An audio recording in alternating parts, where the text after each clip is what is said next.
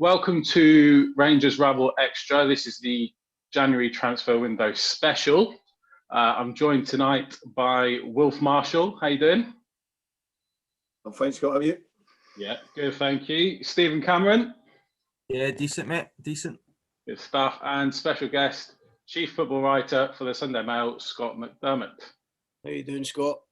Yeah, good. Thank you very much. Thanks for joining us, chaps. No doubt that we're all aware of the massive story that has rocked Scottish football, especially after yesterday, that Scott Wright has been linked with Rangers. Well, seeing as you're the man up in Aberdeen, what are you thinking of that? I'll believe it when he's standing with a scarf above his head at the training ground. I don't really pay a lot of attention to linked with, because especially in the last kind of 18 months, it's been quite watertight at Rangers. One or two of them have come to fruition. You know, I mean, to me, the funniest one came out of Roof last summer, because he was rumoured, and then the rumours all went away, and then all of a sudden we signed him. So, I mean, I know we can be as watertight as we like, but the other side, so in this case, Scott Wright's side, could be kind of peddling the story.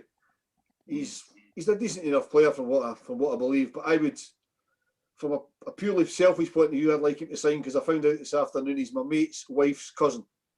Oh, there's a tenuous link. Can you not do anything? Sorry, like it up there.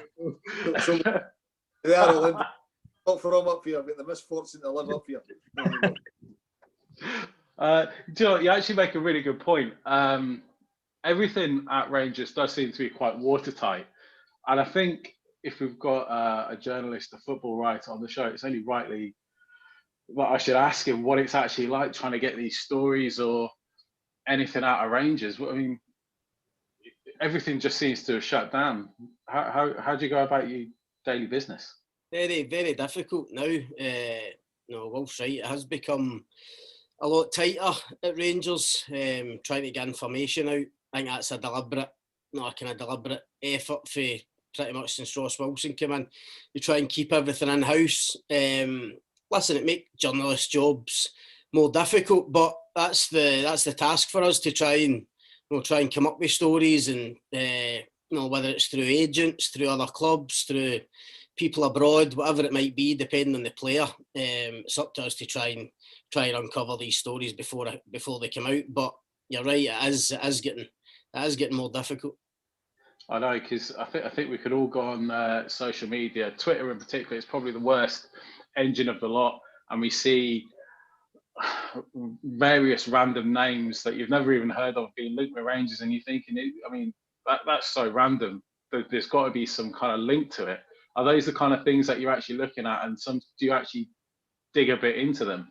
Yeah, I mean, Zungu's probably a good example. I mean, Zungu appeared a long time ago, and people thought, "No, who's this guy?" And it seemed very tenuous, and we were all a bit unsure. But we quickly kind of discovered, there was a wee bit of interest there, and Rangers had watched them and they'd watched footage, but the kind of information that we were getting was that was all it was. It was just, it was on a list, and with several players. So you kind of forgot about it, and then all of a sudden, from nowhere, he was signing. So it is difficult. You're right. There's so many names. It's just about. I can only speak for myself, but you don't like to go with flyers and just go with names when you don't have any kind of concrete info. I mean, I would always rather hear, from an agent or from someone at the club, some solid information that there's at least an interest there before you write anything.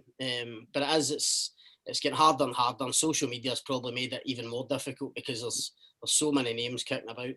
Yeah. Is there any danger of you getting really pally with Ross Wilson and hoping he lets something slip? God, I wish. No, listen, I don't know Ross that well, but I got on fine with him. We've spoke several occasions now, and I think he's doing a cracking job so far. I don't think anybody can complain with what he's done at Rangers since he went in. And listen, I think he understands that the media does have a role to play, and he's going to have to communicate, whether it's himself or through the actual press office. There's got to be some kind of link there, especially when kind of trusted journalists, and I would hope I would be one of them, can I go to him with a name or a story and there is some truth in it, then I'm pretty sure Ross or whoever else I speak to at Rangers would stand that up if it was true. Yeah, I definitely do think it needs to keep pretty much everyone outside of. It's not just on the, give you guys a story to keep you sweet, because obviously on the flip side, when he's trying to get a player to leave and he needs some positive interest, he's going to have to use you guys and give you a name and give you something that you can write about. Exactly. You would hope so. Hopefully there's a wee bit of give and take there. Yeah.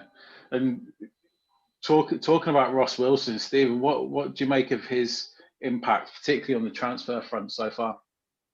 He seems to be good, doesn't it? I mean, it's one of those sort of positions where you can't get them all right, can't you? Not you're always going to be sort of judged against the ones you don't get right as well. But for me, he's been doing well. I think he's also worked hard to actually get some of the deadwood out at Rangers at times, which he'll struggle to get. But I like some of the sort of the standards he's brought as well, and his ideas. And every time I listen to him speak, and like Scott's saying there, you listen to him talk in his interviews, and you can't help but agree with what he's saying. Do you know what I mean? Everything he says is pretty bang on. So hopefully, it's a hard window, January coming up. It's hard to actually get the players you want at times, and the sort of the speculation today was out of the blue a wee bit, to be honest. I was quite surprised with it. So, but I trust them. That's the main thing. I trust their judgment on players. So, I mean, hopefully another good window. I don't know if there's going to be many in this one, but hopefully we can get a couple of players across the line this window. Well, exactly. I think that probably brings on nicely to the next point, is actually, Wilf, what actually do we need to do in this window? I mean, I think, for me personally, I don't think any team should not look to add or strengthen to a team. And my thought has always been, right, okay, we'll take your first 11, and then you can continuously add to the first 11, and then those that fall out of the first 11, they become part of the squad, and then those in the squad, they fall out of the club, essentially. It's a bit cutthroat, but I don't think there's any room for loyalty. No, I don't really think we need a lot in. I mean, if the injury to Arfield's as bad as they say it is, it's going to be 4 to 6 weeks, and with Jack constantly picking up injuries, we might need somebody in there. But I mean, that's what I thought Zungu was brought in for. But it would still leave us really, really, really light. But if we were going to bring in somebody in there, we'd have to look at getting rid of, as you say, the fringe players, because you've got guys in there like Jamie Burjonis, who seems to have been around the club forever, and if he's not going to be trusted now at 21 years old, I don't really see any point in him sticking about. I think he's a good player, but there's no point in him sticking about. So we need to offload guys like him, whether it's on loan or permanently. Obviously, I would expect Jones and Edmondson, if their injuries aren't too bad, I'd expect them to go out. Possibly Greg Stewart, because he's getting no game time at all to go out. I'd say young guys like Burjonis. And if we got rid of them, then bring in another midfield player. But I don't see. I'm beginning to feel that they don't trust these guys, because they're quite often sitting on the bench, but never ever brought on, even when the game's quite comfortable. So do we need to bring in another midfield player just in case Jack breaks down again? Yeah, we do. I mean, what's your thoughts, Scott? I think you hit the nail on the head. I don't think it's about adding numbers. I think if you can strengthen in January, then try and strengthen. But the way Rangers are at the moment, the only way they could really strengthen, I think, is if you do lose a couple of the squad players and bring better ones in. So you touched on it. I mean, I think the likes of Jordan Jones, Greg Stewart, for instance, maybe Brandon Barker falls into the category as well. If you can get those guys out and get better ones in to strengthen the squad for the last part of the season, then I think you'd do it. I mean, I personally think Scott Wright would be an upgrade on Jordan Jones and Greg Stewart at the minute, if you could strike a deal to get him in January. Is he ready to get in the Rangers first team and challenge Hadji, Kent, Aribo? Not at the moment, but in terms of those players on the bench, Burjonis is another one. I mean, to me, he would be an upgrade on those. So I think Gerrard will be, it's a kind of delicate balancing act. I don't think he'll want to bring too many in, but if he can maybe get one or two out the door and just strengthen the squad that wee bit for that final push. And also, as Wilf says, it depends on injuries. If Arfield and Jack are going to be out for a length of time, then he might have to get into the market again for another central midfielder. Yeah, have you got any rumours for us? I think interestingly, I heard that Greg Stewart might be part of the deal for Scott Wright. Well, I thought about that today. I mean, I suppose you could include Greg Stewart, Jordan Jones, any of these guys in a potential deal. Obviously, Greg Stewart's got the link to Aberdeen because he's been up there. He's been up there a few times already. So that's a potential. I mean, if Scott Wright's decided he's leaving at the end of the season, which it looks as if he has, I don't think Derek McInnes will necessarily want to keep him there. If they can do some kind of deal in January, I think they'll try and do it. In terms of names, I mean, it's just been the guys that you'll have heard mentioned, the likes of Lundstrom at Sheffield United, and Aaron Campbell's another one at Motherwell's been mentioned. He's out of contract as well. But again, whether these guys are really going to... Rangers are in such a good position at the moment, playing really well. Whether these guys are going to strengthen, I'm not so sure. I actually don't think they need to do much at all in January, but if they think they can gain a couple of percent just by strengthening in certain departments, then they might do it. Yeah, I completely agree. I don't think Rangers actually... Well, I don't think they need to do much from January to win the league from this point. I think it's all about getting consistency and getting the numbers and getting through to the end of the season. I do think Ross Wilson thinks over the next 18 months where we're going to be next 2 years. So to improve the 11 from this moment, he does have his work cut out. What I've noticed he likes to do, he likes to use the loan to buy system, or at least try and kind of manipulate that system to start with. And if you look at some of the names that he's linked with, they've all obviously got 6 months left or whatever. Stephen, I mean, I don't know if you've seen some of the names that we've been linked with, but I'm just looking here. There's whether they actually would feature in the first 11 or not, or whether they'd be on a youth signing. So you got Carl Joseph at Wigan. He's a Scotland under-21 international. You have to excuse me. I don't actually know much about these players.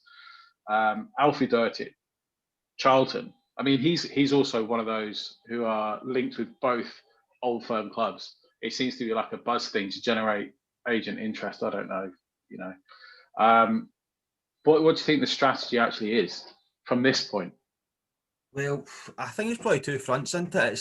You're always planning ahead, aren't you? You're always sort of planning a couple of windows ahead and seeing what's going on. Obviously, I seen that Kyle Joseph last night on Twitter, and like you're saying, he's a 19-year-old, I think. So that's probably going to be one for maybe get him in a couple of years down the line. But you're also looking for those sort of instant impact sort of signings that are going to come in and actually improve your first 11 straight away. And so it's really in two fronts.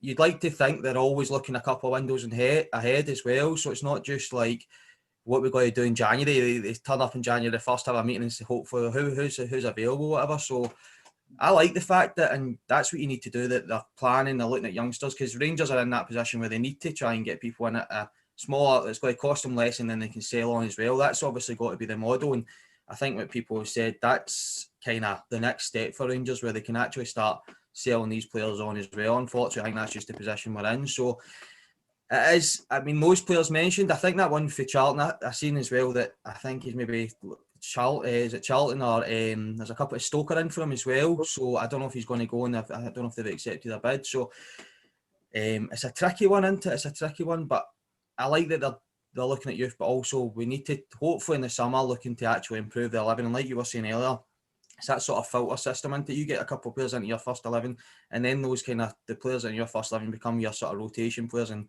off the bench and stuff like that. So it's good to see that they're planning. That's the main thing, really, isn't it? There's been a couple of times this season you've looked at Rangers squad and looked at the bench and thought, wow, look at that bench, how strong it is, and every player on the bench would be able to get into the first team straight away. Obviously, you pick up a few injuries. Roof's been injured, Arfield, Jack, and suddenly, obviously, there's guys appear on the bench. We think it's maybe, you've maybe downgraded it slightly. I think ultimately, utopia for Gerrard is getting into that position every week where he just looks at the bench and every player's capable of getting straight into the first team. And that's just all about what we're saying. Just the building blocks to getting to that point. Just strengthening every couple of percent whenever you can. And that means, as you say, moving guys on and just trying to get better ones in. That's a really interesting point that you made about the strength of our bench. Sometimes I think squads or managers look at their bench and it actually flatters to deceive. Now, you'll have to excuse me, Scott, but I don't know if you've actually seen many of the pods, but I'm not a massive fan of Zungu. From what I've seen at the moment, I don't think he's going to be good enough long-term for Rangers. I just think he just perhaps lacks something, probably a bit of the pace for Scottish football just doesn't suit him. But then I always hear people mention, yeah, look, we've got the likes of Zungu, Haji, and blah, blah, blah. So then when a couple of names like that appear on the bench, it does flatter us a little bit more than it should. I do think we're light in midfield, and Wilf, for a long time we've been linked with John Lundstrom down at Sheffield United, and I think he's another one of those, because he plays in the Premier League. Everyone thinks that yes, he'll be good enough to play for Rangers. I don't think we're in that position anymore. I think we're aiming, or our targets are now higher, and that may just be me getting ahead of myself. I don't know much about. Obviously, I've heard the rumours about the boy from Sheffield United, and I don't really know much about him. And I mean, he must have something about him because he's playing in the Premiership. But I would. Sorry. That's my point. Everyone says because he plays in the Premiership, he must have something about him. But yeah, but I mean, he wouldn't. I think he would probably get him. He's out of contract in the summer, I believe, so we'd probably get him at a decent price. But I think we'd be hamstrung by his wages for a start, because I don't think he would come to Rangers for petrol money, shall we say. He'll want a decent wage, and if he's no better than what we've got, and I don't believe that he is, I don't see the point of paying big bucks for the guy. But the one thing about bringing players in, I think and Scott, you might be able to clarify this a little bit, is because of the Brexit thing. Is that I've heard rumours that there's going to be new legislation coming in before the summer window about work permits and things like that. So there's I think there's possibly a chance that we could get somebody in now that we wouldn't be expecting, because it's easier now than in the summer. There is. It's very complicated. I tried to have a conversation with Ross Wilson about this a couple of weeks ago, and even when he was explaining it, I was finding it hard to understand myself. But there will be changes, and I think the reason I was asking him was about the boy Allegria for Colombia, whether if they did that deal just now, is that a deal that they could do now that maybe they won't be able to do 6 months down the line, or when Brexit comes in.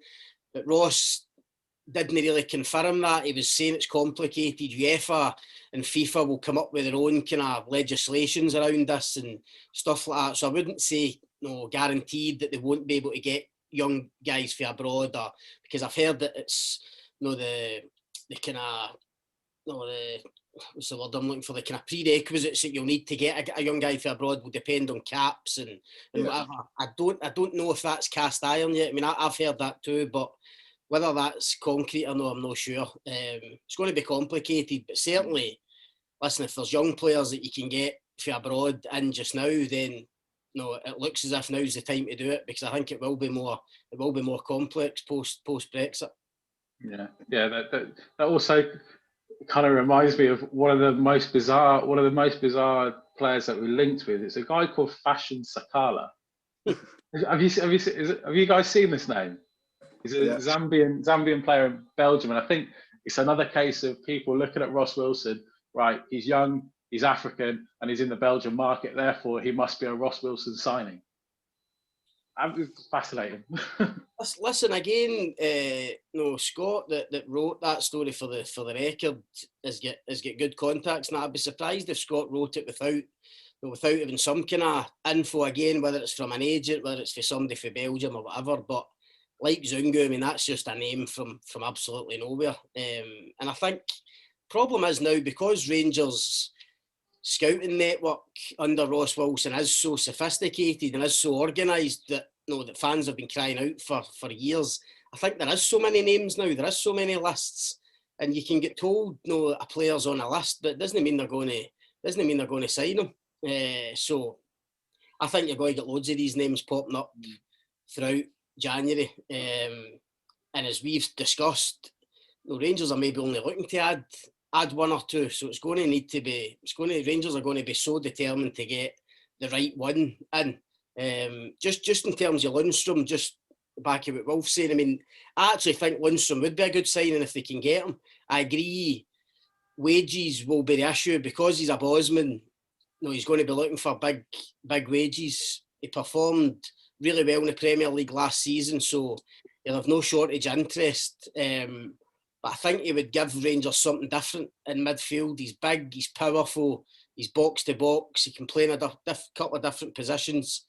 He looks to me ideally suited to playing Scottish football. So with a transfer like that, I always think it boils down to the manager and how much, because you need to persuade players to come to Scottish football. But I think that's where Steven Gerrard comes in and selling Rangers. And does Lundstram look at Gerrard and think he's a guy I've always admired? I want to go up there and play with him. I don't know how Lundstram's thinking, but I think if they could get a guy like that in for free, it would be a great signing for the squad. Yeah, I do think he's a good player. Don't get me wrong. I wouldn't put my hopes on him being the saviour, and I actually think he's probably the player that we'd hope Zungu would be. I think that's probably the best way to put it. Zungu surprised me because, like you, he's not quite what I thought he would be. From what I was hearing, he could play the anchor role, but he was also a kind of box-to-box guy who would be able to play number 8 in midfield and give you a bit of everything. I've not really seen that yet. I mean, even at the weekend when he came on, Gerrard shifting Davis a bit further forward to accommodate Zungu as that sitter. It's as if that's the only position that they think he can play. And I tend to agree with you. I mean, the early signs tell me that maybe the pace of the game might be an issue for him. But I'm not want to write him off just yet. I mean, I'd like to see him after a full pre-season in him. Because obviously the circumstances of him signing, he had to been playing. Don't know how fit he was when he came in, but I'd be willing to give him to start of next season just to see what he's got. Yeah, I think that's the thing though. I'm not sure if he'll be here. I've just got a feeling that he's got this window to impress. Because obviously it's this loan to buy, and he's got this window. And if he doesn't do enough, I mean, I think we've got to shell out £3 million for him. Is that £3 million that we can really take a gamble on? I'm not too interesting. I don't know. I mean, you might know more than me. I mean, have Rangers committed to buying him yet, or? No, I don't think so. No, I don't think so. So I think we've got. I'm not even sure if we've agreed a fee. I think because Amiens were playing real hardball with us. We don't have to buy him. It's not like Ross McCrory at Aberdeen where they've said, yeah, we'll definitely buy him. I think we've still got the option. But I mean, to cut Zungu a bit of slack, I think he needs a run in the team. Just to see how good he is. We'll write him off. So I agree with you, Scott. I don't think we would take a £3 or £3 million punt on a guy that we don't know what he's going to do. But we need to give him a run in the team to see what he can do.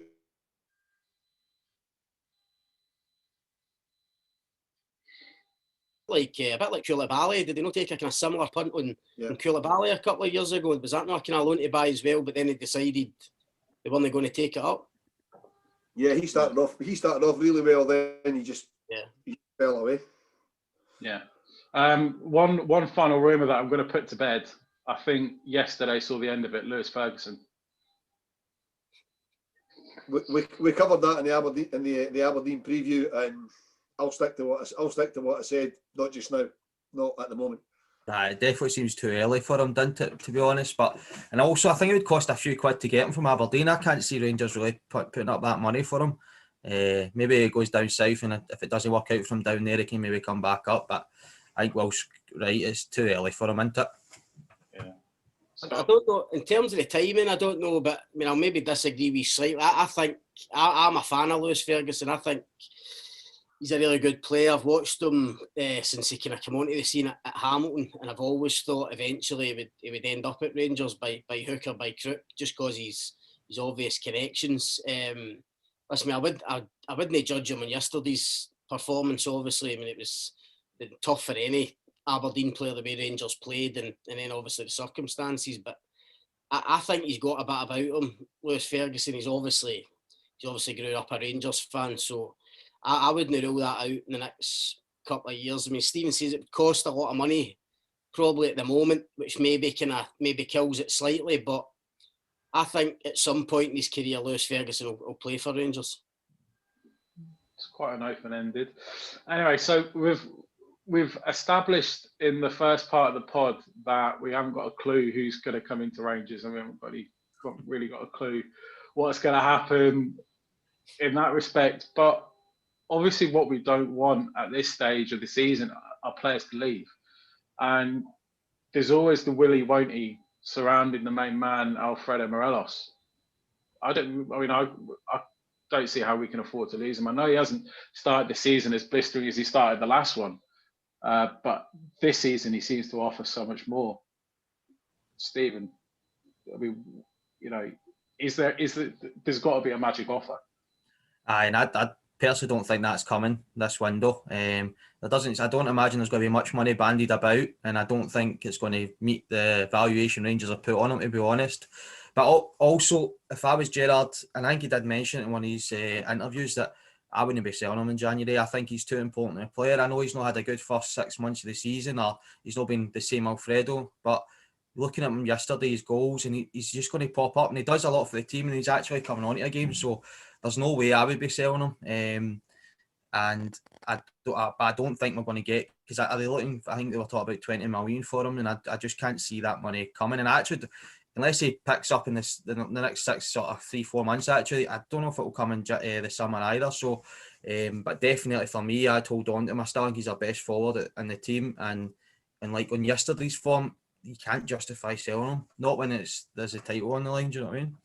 Well, the manager said last week or the week before that nobody would be getting out. None of the big name players were going out. We've got to take him at his word. Now, although he said that, if somebody comes in with a ridiculous offer for any of the players, obviously we would sell them. If somebody said there's double your valuation on any one of the first team players, would be stupid not to sell them. But as Stephen says, that's not going to happen, because with the current situation with the COVID and stuff, nobody's got the money to throw about. Just on a whim. So I don't think there's any worry at all about Morelos going, to be perfectly honest. I mean, Scott, even if we come close to his valuation, surely there's a point that we look at the situation and we look at our own financial situation and go, right, okay, well, we do need the money. Every club needs the money. Yeah, they do. But listen, I agree with the boys. Gerrard has been unequivocal in saying none of the big players will go out in January. So I don't think it's a concern unless, as Wilf says, some ridiculous offer comes in. But that's not going to happen. I do believe Morelos will go at the end of the season. I think bids will start to come in for him, especially if he performs like he did yesterday for the rest of the campaign. I've been critical of him this season because I don't think his performances have been up to scratch. I don't think they've been anywhere near good enough for Rangers. But yesterday, wow, the two finishes, even the link-up play, which I don't think is his natural game, was on point yesterday. Really, really impressive. Look back to somewhere close to his best, which, and listen, if he does keep that going, Gerrard says he looks different in training, he's seen a difference in his attitude.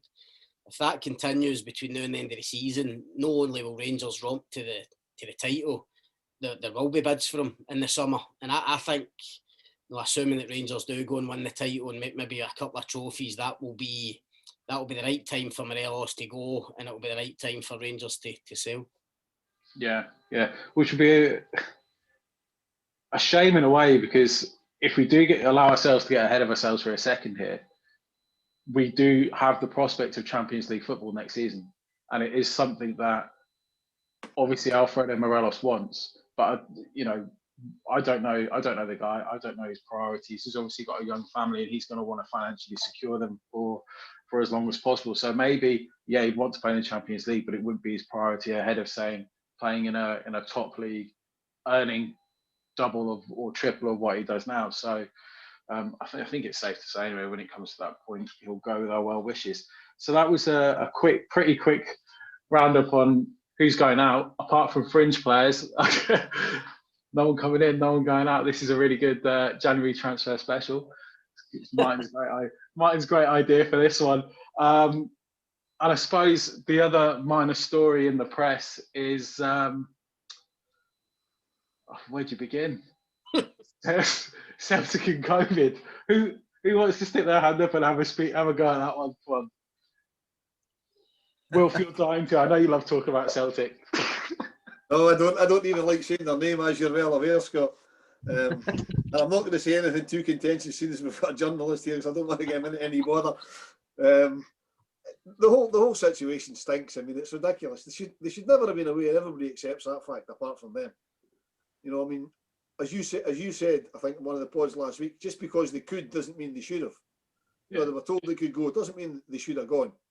And to me, the laughable thing is they were hyping it up as a training camp, and the guy that's tested positive is the one that's out injured and wandering about on crutches. So why was he even at a training camp? You know, I mean, it's well, ridiculous. You know, Neil Lennon's went out for his tactical priorities, and obviously he couldn't miss any of those meetings because he's out for the next 4 months. So yeah, that does beg the question. I mean, I think I read Gabriel Marcotti actually say that the German clubs in the Bundesliga all came together and they all had a collective decision, and they all go away to these hot climates during their winter shutdown, that they weren't going to do it. I don't understand. I mean, without going on a rant, I don't understand how the clubs in Scotland, I mean, there's only 12 of them in the top flight, how they couldn't come together and come to some sort of arrangement. I mean, the argument for me and Maxwell just before we came on was, yes, well, it could have happened in Scotland. Well, of course it could have happened in Scotland, but by not going, you're actually mitigating that risk. And it also hasn't happened in Scotland. I don't know of another first team club that's had 13 people that are now told to self-isolate. But I'll be interested to find out if this game goes ahead tonight, which I believe it's going to, how many of the 13 are actually first team players. I mean, you go back to when we were due to play Dundee United and they had 9 players out. Only 3 of them were first team players because they made 2 changes because one of the guys was suspended anyway. So how many of the 13 would actually feature tonight anyway? No, obviously we'll find that out shortly. You know, I mean, I think that's by the by. It's actually interesting how those 13 were selected. I don't know how they. I mean, do we actually want full disclosure and full transparency? I mean, Scott, would you be able to get it? It's difficult in terms of. I mean, it's difficult for us. I've been involved in a couple of kind of COVID-related stories where it's about kind of naming players who have tested positive, and it's difficult, even though I've had the kind of information that it's been a certain player. This is earlier on in the season, but you can't write it unless you get permission. It's to do with medical records and stuff like that. So it's a bit awkward unless the club actually come out and announce it. I mean, listen, it's been a farce from start to finish, as we know. But I mean, I just wonder, this maybe put a kind of different angle on it. When you look at Julian going for no apparent reason, obviously when he's injured, I think of the times I've interviewed Neil Lennon this season, he's kind of went on a lot. You all know yourselves, he's went on a lot about not just the fans not being there, but having to get changed in different dressing rooms, how he felt his new signings couldn't really gel and all that. I'm now wondering whether genuinely they've looked at that Dubai trip, or Lennon's looked at that Dubai trip and genuinely thought it was going to be a bonding session for these players, almost as a kind of last throw of the dice to try and get themselves back into the title race. And when you see the pictures, I know we've had a good laugh at them, having a beer and everybody together watching the football and all that. It probably lends itself to that argument. I think they might have looked at that wrongly, obviously, because I mean it's backfired spectacularly. But I just wonder deep down whether Lennon looked at it and thought, this is my last chance. I need to get them together. I need to get them away together. Away for prying eyes where nobody can see us, and get the boys together, because they haven't been mixing or they haven't been socialising back here. And obviously, as I say, the plan has completely backfired, and it now just looks so bad for them on just about every level. Yeah, I mean, I don't really know, and guys, feel free to jump in. I've heard stories of this is football in general, where teams don't actually get on. They don't get on all the time. I mean, I think one of the most famous ones was, that Man United team from '99 was Andy Cole and Teddy Sheringham couldn't stand each other, but they had one of the best striking partnership. Roy Keane wasn't a unifying character in a dressing room, but they all came together for the same cause. I don't necessarily buy that you have to go away to Dubai and have that as a bonding session for a week or a few beers, because you can do that at home. And I know it's a change of scenery, but Scotland has, I don't know if it's actually permitted. You could have actually done it in Scotland, or, Scotland has a lot of beautiful places where you can lock yourself up in a hole and drink behind closed doors without prying eyes. And that's another thing that I don't understand. Why they're doing it by a pool? Why can't they just lock themselves away? Why can't they not rub it in everyone's faces? And I think that's probably what's got the backup. And I don't want any sanctions placed on Celtic. I'll stick my hands up and I'll say that on record. I don't want any sanctions. I don't want them having any excuses. I don't think that's in the spirit of football. I think they've made a mistake and they should hold their hands up and admit liability. In fact, they did. That's another thing. John Kennedy came out and said there's been minor slip-ups. And then Ian Maxwell goes, they don't have a case to answer for. They've admitted liability. For me, I don't personally like it. No, I'm not greatly impressed by it either. But as far as I'm concerned, that's their problem. If we just concentrate on what Rangers are doing, Rangers just keep looking the way they're doing, one game at a time, ticking them off. Whatever's going to happen to them, let them do it. As you said, Scott, we don't want them to have any excuses. I don't want Celtic having any excuses at all for why they've lost the league if they go on to lose the league, if we go on to win it. We just look at it one game at a time. Let them implode, let them do whatever it is they're doing. The media speculation will carry on, the social media speculation will carry on. Whatever the Scottish football authorities or Scottish government do to them, that's fine, let them carry on. But as Rangers fans, we should just concentrate on what Rangers are doing, and hopefully come the end of the season, we'll be partying and they can just do whatever they want. Yeah, I think that's right. I mean, Stephen, just finally, we'll just wrap this up. The negative impact of all the stories that, guys like Scott are going to end up writing on this, surely that's just going to intensify any pressure that they've got, rather than have the reverse of the idea that it's going to be a bonding session. Aye, definitely. It's a sort of, when it rains it pours sort of feeling over there, I'd imagine, at the minute, and it's like constant, there's nothing they can do right, and it was just ill-timed, and it's been a disaster from start to finish, isn't it? But I think it's right what Will's saying is, ultimately this is zero effect on us, and we can just keep on rolling on and just keep on going each match at a time. And it's really nice just to be going under the radar, nothing kicking off, just under the radar, just keep going. It's the last few years, I do not miss it anyway, for all the chaos. I can look over the other side, and it's quite nice just to turn your phone off every now and again and just go, I'm glad it's not us this time. But so we can just keep on going, and I'm just thankful that we've made the right decision. And I mean, all the players and managers wearing masks yesterday, always following the protocols and stuff, and hopefully it continues.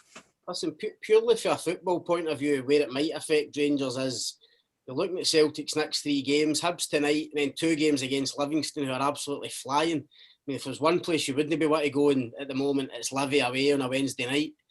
100%. Conceivably, Celtic could drop more points in the next 3 games, amidst this kind of COVID nightmare. So, listen, it could affect Rangers. It could benefit them by going even further in front. Yeah, right. That's the last of that. And if I never hear Dubai again, it'll be too soon. Thank you very much for joining me, gentlemen. Wilf, Stephen, and Scott, thank you very much for your time. It's very much appreciated. No problem. That is our Rangers Rabble Extra January transfer window special. Give us a like on Twitter, or follow on Twitter, like on Facebook, and subscribe on YouTube and all that jazz. Thank you very much, and good night, or when you see this, good morning, or whenever it is. Cheers.